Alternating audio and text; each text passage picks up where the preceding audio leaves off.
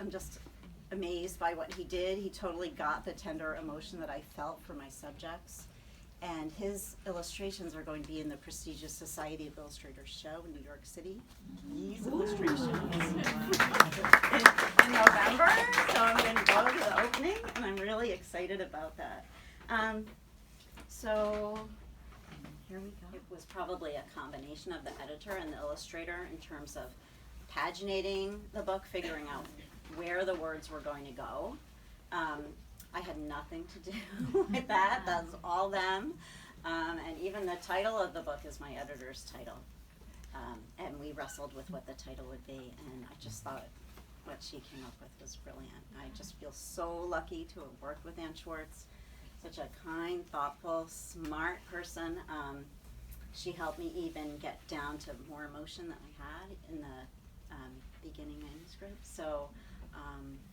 Yeah, no, all them. Now with Hound Won't Go, I actually put the words on the page. Hound Won't Go about my dog Tucker and how he is so stubborn. Is coming out in the spring. So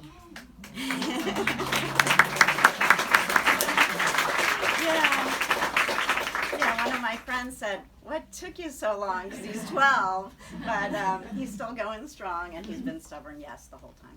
But for that one, I did arrange the words on the page. So, yeah.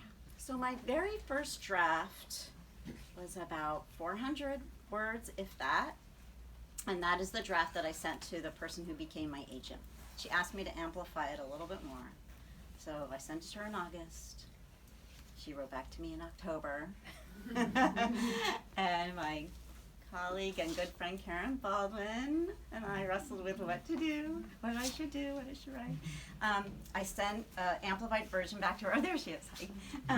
And she wrote back to me in February and said, "Oh, I love this. Do you need an agent still?" And I'm like, "Yeah, because I've just been working on it." You have to just forget about it, right? Writing friends, you just have to completely forget about your manuscript because everything takes so long.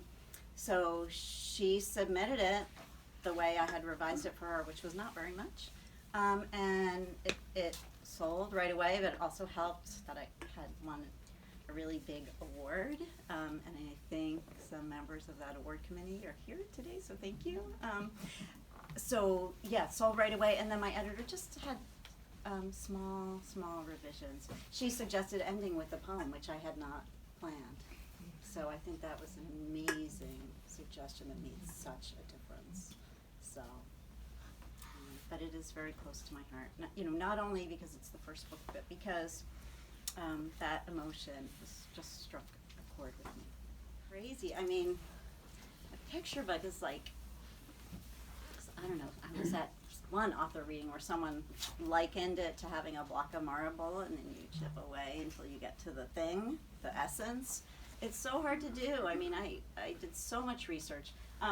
One example of the research I did was, I looked at census records to make sure I knew exactly how old Mr. Marshall might have been when he wrote the Wheelbarrow poem and which children might have been living in the home at that time. So I think only Milton was left. And I found out through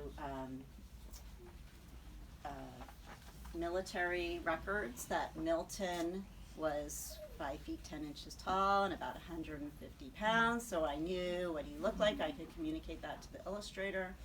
And most significantly, I met with Teresa Marshall Hale, Thaddeus's great-granddaughter, who had lived in the home, and she told me where the rooms were in the house, so I knew that he would have been looking out a bedroom window onto the garden. And I also met with the Rutherford Borough historian who helped me understand what Rutherford was like at that time. He took me to the cemetery where Thaddeus was buried, and he had arranged for a marker to be created because at that time people of color in that town were buried often without markers. They were buried in a separate section of the cemetery. So there was really a lot that's in here but not in here.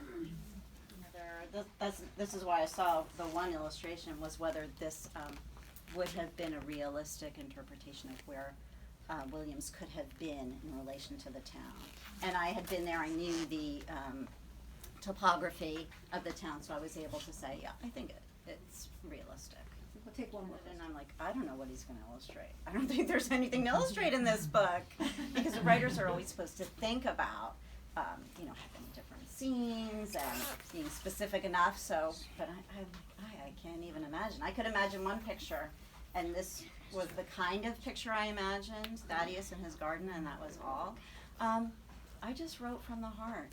I tried to put myself right into the book, into the words, like imagine myself being Thaddeus in the garden. I imagine myself being Dr. Williams.